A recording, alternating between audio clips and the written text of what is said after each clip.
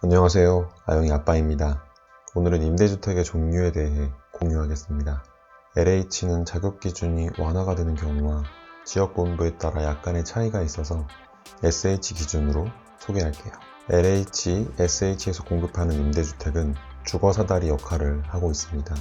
주거사다리는 사다리를 한 층 한 층 오르는 것처럼 최종적인 목표인 임대주택이 필요 없는 상태, 즉 내 이름으로 된 집에 도달할 수 있도록 한 계단 한 계단 도와주는 것을 말해요. 그래서 내 이름으로 된 집이 없는 모든 사람, 저소득층에서부터 중산층까지 임대주택에 신청할 수 있고 그 종류가 100가지에 육박하게 되었습니다. 영구임대, 국민임대, 장기전세, 행복주택과 같은 익숙한 건설형 아파트에서부터 매입임대, 전세임대, 장기안심과 같은 매입형, 임차형 종류도 있고 예술인과 1인 사업자, 홀몸 어르신을 위한 주택까지 종류가 정말 다양합니다. 이런 임대주택이 있었어 싶은 독특한 임대주택 종류는 다음에 모아서 공유하도록 하고 오늘은 임대주택의 7대장, 대표적인 7가지를 간단하게 소개할게요. 임대주택은 크게 두 가지로 구분됩니다. 주택을 빌려주거나 보증금을 빌려주거나. 보증금을 빌려주는 임차형의 이름은 전세임대고 전세임대는 아영이 삼촌의 당첨 후기를 공유한 적이 있죠. LH 청년전세임대도 전세임대주택의 한 종류입니다. 전세임대는 쉽게 1에서 2% 금리로 최대 20년 동안 전세 또는 반전세로 거주할 수 있도록 돈을 빌려주는 거예요. 조건에 맞는 주택은 당첨자가 직접 구해야 합니다.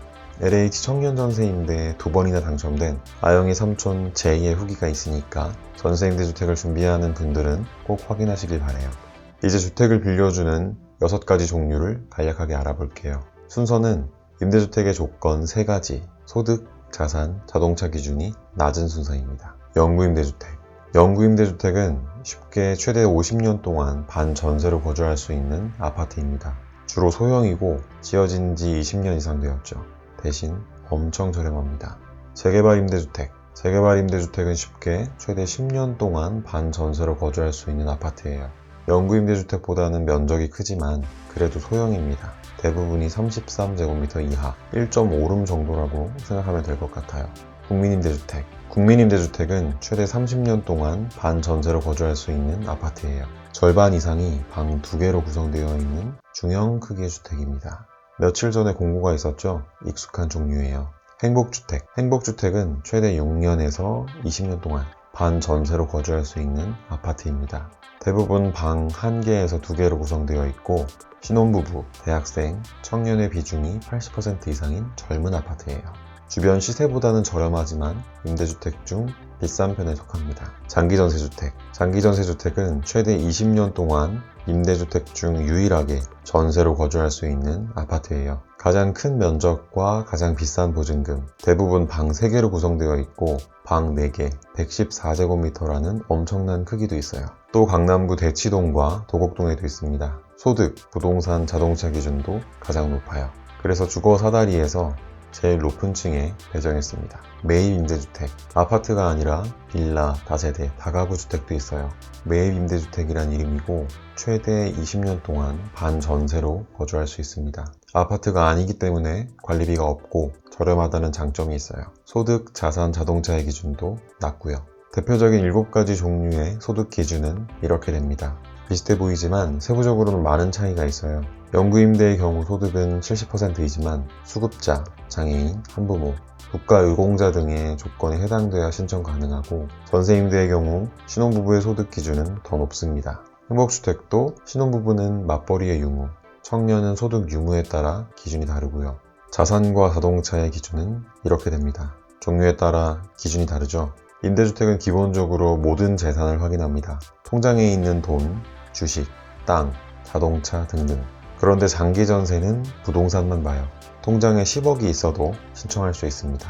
자동차 기준도 유일하게 2,764만원이고요. 대략적인 집 크기를 정리해 보았습니다. 크기가 참 다양하죠. 평균 임대료와 보증금도 볼게요. 소득, 자산, 자동차의 기준이 높을수록 임대료와 보증금도 높아지고 집 크기도 커지는 편입니다. 영구임대와 장기전세의 보증금 차이는 200배가 넘고 행복주택은 작지만 비싼 편이네요.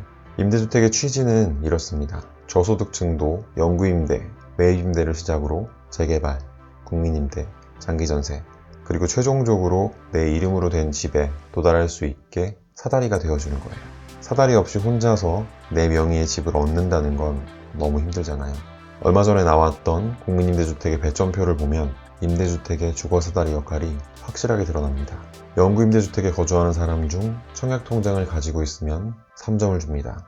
영구임대주택에서 벗어나 국민임대주택으로 쉽게 이동할 수 있도록 유도를 하는데요. 3점은 3자녀 이상, 부양가족수 3인 이상일 때 받을 수 있는 점수고 쉽게 받을 수 없는 점수인 만큼 당락을 가르고도 남을 엄청난 위력을 가지고 있어요. 재개발 임대주택도 동일하게 영구임대주택에 거주하는 사람 중 청약통장을 가지고 있으면 점수를 주는데 무려 4점입니다. 또 한 가지, 임대주택은 도달 가능한 단계적 목표를 제시하고 있습니다. 임대주택의 평균 보증금을 볼게요. 영구임대주택의 평균 보증금은 200만원, 매입임대는 1,500만원, 재개발임대는 3천만원, 국민임대는 4천만원. 부동산 시장에서는 찾아볼 수 없는 저렴한 가격으로 입주자의 주거비 문제를 해결하고 나아가 주거사다리를 한 층 한 층 올라오면 자연스레 보증금이라는 자산을 형성할 수 있도록 도와줍니다. 이렇게 보니 목표에 도달할 수 있도록 도와주는 임대주택이 참 좋아 보입니다. 한 번에 7계단은 어렵지만 한 계단은 쉽잖아요. 아영이네처럼 행복주택에서 시작해서 장기전세 그리고 공공분양을 통해 내 이름으로 된 집이라는 목표에 도달하는 방법도 좋고 국민임대, 매입임대, 영구임대주택에서 시작해서 한 단계씩 위로 올라가는 것도 좋습니다. 제자리에 멈춰있지만 않으면 기회는 언제나 좋아집니다.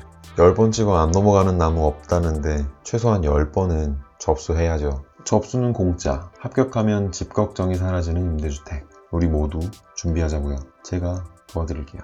다음 편 예고를 잠깐 할게요. 특이한 임대주택을 찾다 보니까 이런 것들이 나왔어요. 예술인을 위한 예술인 협동조합주택, 가죽, 패션 등 창작 분야를 위한 청년 가죽 창작마을, 드론 등 4차 산업 분야를 위한 드론 마을, 1인 사업자를 위한 도전숲, 홀몸 어르신을 위한 보린주택, 대학생을 위한 기숙사, 그리고 강동구 상일동에는 유튜버를 위한 주택도 있습니다. 청년 안테나, 이름도 독특하죠? 다음 편도 많이 기대해주세요. 궁금한 점은 언제든지 댓글로 남겨주세요. 끝까지 지켜봐 주셔서 고맙습니다. 감사합니다.